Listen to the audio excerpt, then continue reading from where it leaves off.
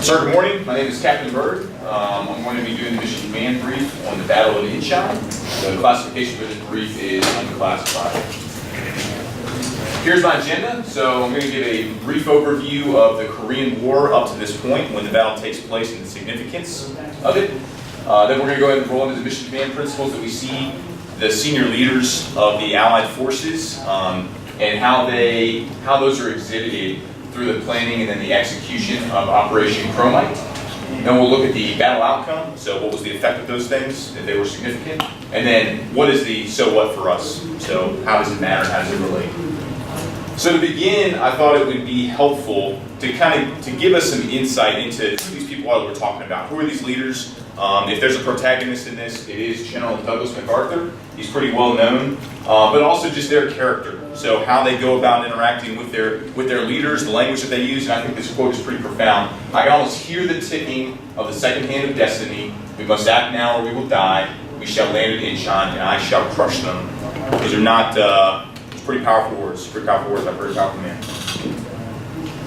So for the summary, so up to this point in the Korean War, it's been pretty one-sided. So on the 25th of June, the North Koreans crossed the 38th parallel. They pushed south into South Korea, and it's been a one-sided show. So they've steadily made progress, and they continue to be on the offensive, pushing the Allied and South Korean forces all the way south into this blue area that you see at the bottom right of the map. That blue area is what's known as the Pusan perimeter. And what's significant about that is that up until this point in the fight, it has been, up until this point in the fight, every Allied defense that they have put up, the North Koreans have been able to envelop them, outflank them, or just frontal assault through their defenses and then push them behind. They've lost a lot of equipment and a lot of personnel. But at this point in Pusan, they're able to hold the perimeter there, and as they're holding it there, they're growing stronger. So why is this significant? So it's significant because them being able to hold that defensive perimeter around Pusan, the North still conducted offenses into that, but they were just failed offenses. So they began to take heavy losses, and they began to, their supply lines obviously are long at this point. They've covered over 200 miles, and they have done that in a very rapid fashion. So those things aren't built to sustain that type of effort, that type of fight. So they're beginning to wave. And this is when the Battle of Inchon happens. So the arrow on the left-hand side, that is where Inchon is, the harbor there, and that shows where Douglas MacArthur wants to make the offensive. He wants to do a counteroffensive to counteract this North Korean offensive into South Korea, and that's where we're left. So there's probably the two biggest principles that I see him exhibiting is creating a shared understanding and then building cohesive teams through mutual trust. So how he does that, these factors that are on the right, those are factors that he had to outline for all of his subordinate commanders. All of these things have an effect inside the battle and why it's significant, but they're not widely known across the board. So the biggest thing, so there were a lot of negative factors that his subordinate commanders saw that were very disturbing to them. They were concerned about them. They didn't think it was going to be effective. They wanted to launch other offenses farther south, but MacArthur knew that that was going to be, that Inchon was going to be significant because it was going to be a full envelopment. It wouldn't be this half-hearted like thrust. It was going to be decisive, and that was the key. So being able to communicate that to his subordinate commanders and be able to get them all on the same page was significant to then the second principle, which was building the cohesive team. So how he did that was he conducted multiple meetings with his commanders. One significant one in August in which he pulled everybody into the same room and they basically hashed it out. So the guys that you see there on the left is General Collins. He's the Army Chief of Staff, and then on the right is Admiral Sherman, who's the Chief of Naval Operations, and MacArthur is in the middle. And they basically came in together, decided, hey, no kidding, what is going to happen here? Where are we going to attack? And then they owned it. So they came in, they hashed it out, and then from there they took ownership and onus of the operation, which is why I think it represents that principle of building cohesive teams through mutual trust. Also with that, he used all the assets that he had available. So some of those being the Joint Strategic Operations Group, JSPOG, and then the Far East Command. Allowing those organizations, those entities, rather than being domineering and just overarching over everything, hey, you've got a role to play here, and allowing them to actually do that. But at the same token, they're on board with the plan and they've accepted it. Other two mission command principles I see him doing a really good job is providing clear commander's intent and accepting prudent risk. So for the clear commander's intent, there were really three big things that he wanted to get accomplished with this landing.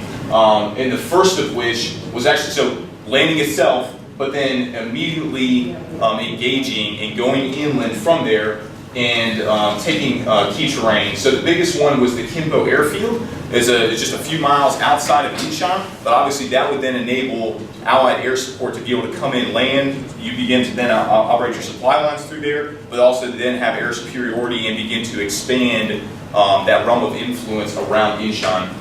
The second one was concealing the landing sites. So this is something that took a lot of effort and they put a lot of time into as it was directed by MacArthur. So what they did was there are multiple other landing sites that were more advantageous than what the enemy would think for them to land, such as at Kunsan. But what they did, so they sold that idea. Hey, this is a better landing site and we want you to think that and we want you to think that this is where we're coming. And so they would launch multiple air raids. They would even go as far as dropping in like teams that would go recon the sites and be purposefully discovered. They would also brief op wards and plans that were at these sites in the presence of Korean soldiers or in earshot to try to get this message through their intelligence networks out. So it was a pretty comprehensive plan to try to conceal their landing site.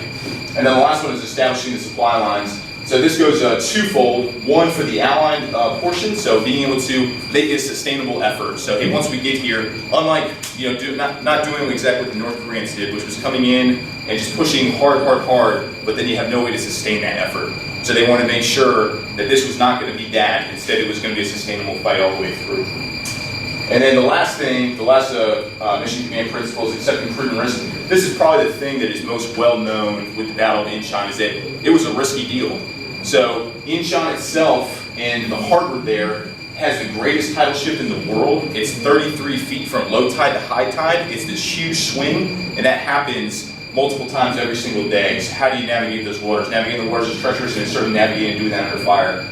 It's also heavily defended. There was lots of propaganda and rumors that the Russians had supplied the Koreans with these naval mines, and so how they were going to combat that threat. And then also there's only two avenues of approach, so there's only two ways in. So you have to, the enemy knows that you're going to have to use this, and then once you reveal your hand, it's all or nothing. So it was certainly a risky mission, but with all the factors that were previously outlined and creating that shared understanding, it was made worth it. The battle outcome. So this is some of the, this is kind of a brief timeline of the effects that happened from the fight on. So 15th of September they land, 17th of September they take the Kimpo airfield. By the 19th of September the engineers have repaired the railroads and they're running supplies and they're embedded at this point. They're there. And it's going to be incredibly difficult to move them. So by the 22nd of September, here, those are some numbers there for just how many people and the amount of ordnance that they moved into the country at Incheon. That they were there, and then they can then use Incheon as a basic point to push west and begin cutting off those North Korean supply lines and doing a full envelope of the North Korean forces that are inside of South Korea. So what's the principle for us? What's the so what? So for us, it's the same principles, right? So whether you're doing an amphibious assault, whether you're doing a COMEX, it requires the same buy-in. So you've got to be able to find a way to accurately communicate what's the significance here, and then having those people take onus and ownership of it. And I see that's what MacArthur does. It's also the same countries. So last night just came out, Donald Trump is going to go meet with the North Korean president. These are the same people, the same countries that are still in this conflict right now. So it's just as critical. While there's a lot that's changed since 1950, there's also a lot that hasn't changed since 1950. And so that same tension that's there in 1950 remains here today, and it's still a threat, a geographical threat. And I think that really the last thing is that if we don't pay attention to these things, we don't pay attention to, hey, this is how things were conducted. These are the mistakes of the past that I'm looking to learn from. We're just going to repeat those mistakes ourselves. So if we're willing to do that. This concludes my brief. Pending any questions.